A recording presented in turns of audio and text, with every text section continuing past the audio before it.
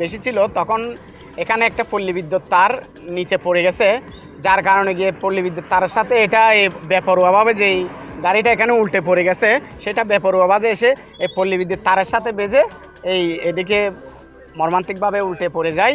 এবং এখন আসে দেখে পুরো গাড়িটা আমার সেটটা করে দিচ্ছে। কখন ঘটনাটি ঘটেছে?